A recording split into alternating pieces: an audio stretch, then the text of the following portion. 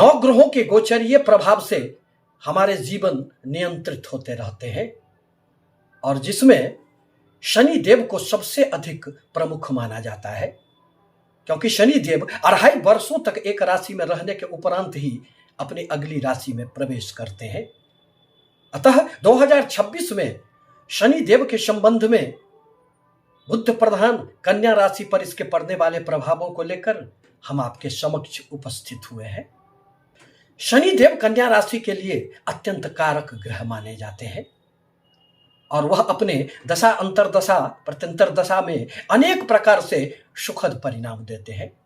यह आपके पंचम भाव जो विद्या बुद्धि संतान का भाव होता है एवं आपके छठे भाव जो ऋण शत्रु प्रतिस्पर्धाओं का भाव होता है इसके कारक माने जाते हैं और वर्तमान में वह मीन राशि में आपके सप्तम भाव में गोचर कर रहे हैं। शनि देव 20 जनवरी को जहां अपने ही नक्षत्र उत्तरा भाद्रपद नक्षत्र में संचरण कर चुके हैं, वहीं वह 17 मई को पुनः रेवती नक्षत्र में प्रवेश कर जाएंगे। साथ ही साथ शनि देव की इस वर्ष एक और घटनाएं होगी जब वह वक्रगत अवस्था में आ जाएंगे। दरअसल 27 जुलाई से 11 दिसंबर तक शनि देव वक्रगत अवस्था में रहेंगे। परिणामतः उनके प्रभाव देने की क्षमता में अत्यधिक वृद्धि हो जाती है और वह अपनी पिछली राशियों का भी फल देने लग जाते हैं। अब जहां तक इस संबंध में कन्या राशि का प्रश्न है तो सप्तम भाव में शनि देव का प्रभाव बहुत अधिक सुखद परिणाम देने वाला नहीं माना जाता है। 7वें स्थान में शनि का गोचर वैवाहिक जीवन, साझेदारी एवं दैनिक कार्य को निश्चित रूप से प्रभावित कर लेते हैं। शनि देव तो विलंब करने का कार्य करते हैं, क्योंकि इनकी गति थोड़ी सी धीमी होती है, इसीलिए जिस भाव में यह बैठते हैं उस भाव से संबंधित फलों में यह विलंब करने का कार्य करते हैं। अतः कन्या राशि के लिए यदि आप विवाह के इच्छुक हैं तो उसमें थोड़ी सी विलंब हो सकती है। आपके व्यापारिक जीवन में भी आपकी जो एक गति है उसमें अभी बहुत अधिक उछाल नहीं देखा जा सकता है, उसमें भी आपकी प्रगति धीमी नजर आ रही है।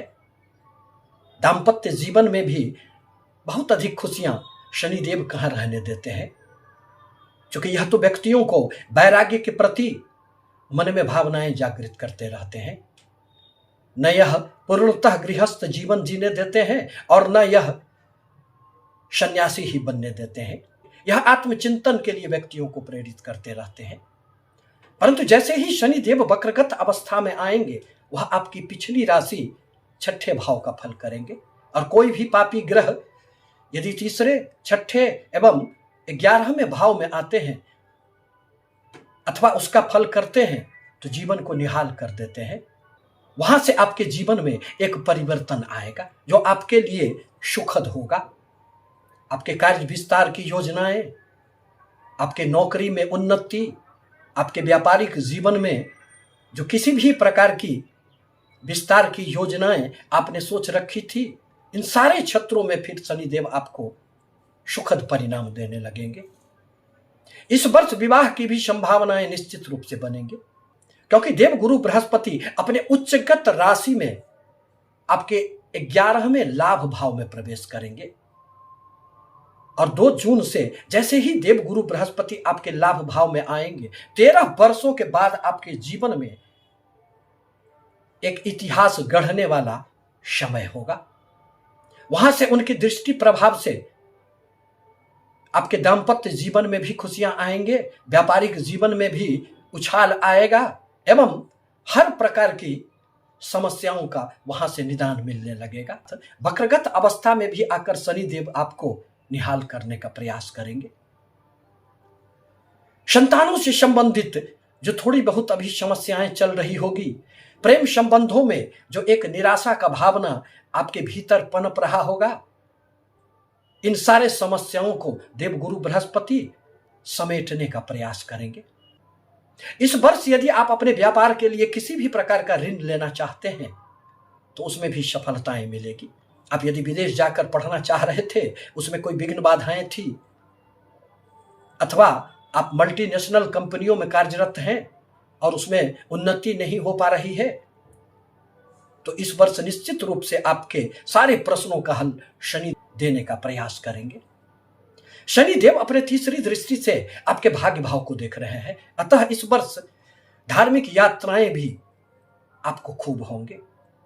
विदेशों से संबंधित भी आपके हर प्रकार के कार्य बनने लगेंगे और शनि देव की सप्तम दृष्टि आपके राशि पर ही पड़ रहे हैं, अतः विचारों में जो एक उधेर बुन रहता है, विचारों की गहराई में जो आप कभी कभी प्रवेश कर जाते हैं, मन में जो एक उदासीनता का भाव आ जाता है, वह धीरे धीरे समाप्त होते चले जाएंगे। हर प्रकार के कार्यों में जो थोड़ी सी एक रुकावटें दिख रही है, वह दूर हो जाएंगे और शनि देव की 10वीं दृष्टि आपके सुख स्थान पर पड़ रहे हैं। माता के स्वास्थ्य पर आपको ध्यान रखना होगा। भूमि भवन वाहन संबंधित किसी भी प्रकार के कार्यों में थोड़े से सावधानी बरतने की आवश्यकता पड़ेगी, परंतु आवश्यक है कि शनि देव के बीज मंत्रों का आप जाप करें। ओम शन शनिश्चराय नमः मंत्र का एक माला शनिवार के संध्या काल जाप करना आपके लिए आवश्यक है। गरीबों को मदद करें, शनि मंदिर में जाकर तेल चढ़ाया करें। बजरंग बली की सेवा आराधना करने से भी शनि देव के दुष्प्रभावों में निश्चित रूप से कमियां आएगी। आपसे निवेदन है कि यदि हमारी बातें आपके लिए थोड़ी भी उपयोगी हो तो हमारे चैनल को लाइक करें, सब्सक्राइब करें, शेयर करें, ताकि मैं अपने विचारों से आपको सतत अवगत कराता रहूं। धन्यवाद।